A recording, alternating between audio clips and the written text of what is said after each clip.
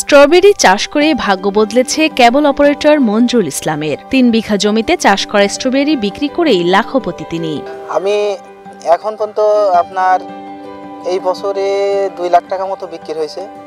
আরও ২ মাস আমার সময় আছে, এর ভিতরে ইনশাল্লাহ একটা মানে কিছু হবে আর কি। এখানে আমাকে আমার সারা বাংলাদেশ থেকে আমাকে কল করে চারা নেওয়ার জন্য, কিন্তু আমার এখানে প্রোডাকশন অত তো করতে পারি না, বিভিন্ন সমস্যার কারণে অত করতে পারি না। এখান থেকে আমি আপনার বছরে ১ লাখ চারা মতো সেল করতে পারি, যার বাজার মূল্য ১৫ থেকে ২০ টাকা। এটা বিভিন্ন জায়গায় আমাকে ফোন করে। আমার স্ট্রবেরিটা আমরা হারভেস্ট করে সুন্দর করে প্যাকিং করার পরে আমরা এটা বাদামতলি আর কারণ বাজারে আমরা বিক্রি করি। বাজারে প্রচুর চাহিদা থাকায় মাঠ থেকে স্ট্রবেরি কেনেন ব্যবসায়ীরা। প্রতি কেজি স্ট্রবেরি ৫০০ থেকে ৬০০ টাকায় বিক্রি করেন মঞ্জুরুল ইসলাম। গত বছর ১৬.৫ লাখ টাকা থেকে ১৭ লাখ টাকা বিক্রি করি। তো খরচ খরচা বাদ দিয়ে আমি দেখি এভারেজ আমার ১২ লাখ টাকার মতো প্রফিট থাকে। তো সেখান থেকে আমার আগ্রহটা আরও বেড়ে যায়।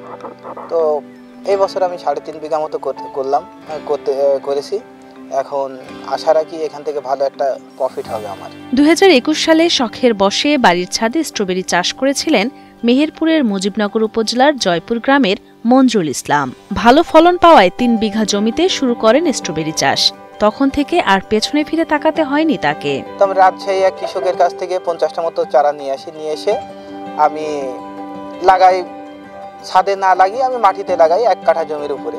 তো সেখান থেকে যে উৎপাদনটা দেখি, তো ব্যাপক উৎপাদন। তো সেখান থেকে মনে হয় না এই চাষটা তো করা যায়। বাজারে যে আমি ২৫০ গ্রাম কিনলাম ২৫০ টাকায়, তো এটা তো বাড়িতেও করা যায় বা চাষ করা যায়।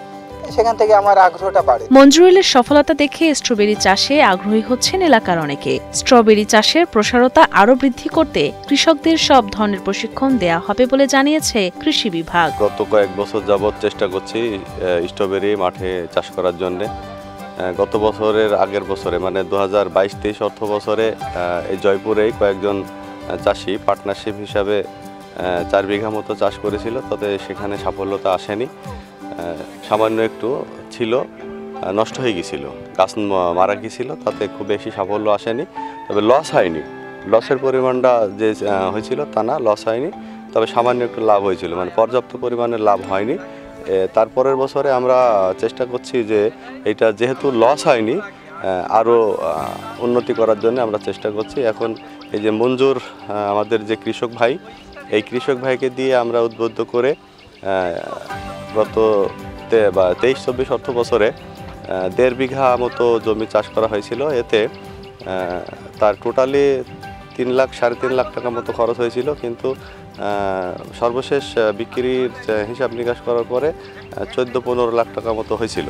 তাতে খরচ খরচা বাদে যাতে বোঝা যায় যে ১০-১২ লাখ টাকা তার লাভ হয়েছে।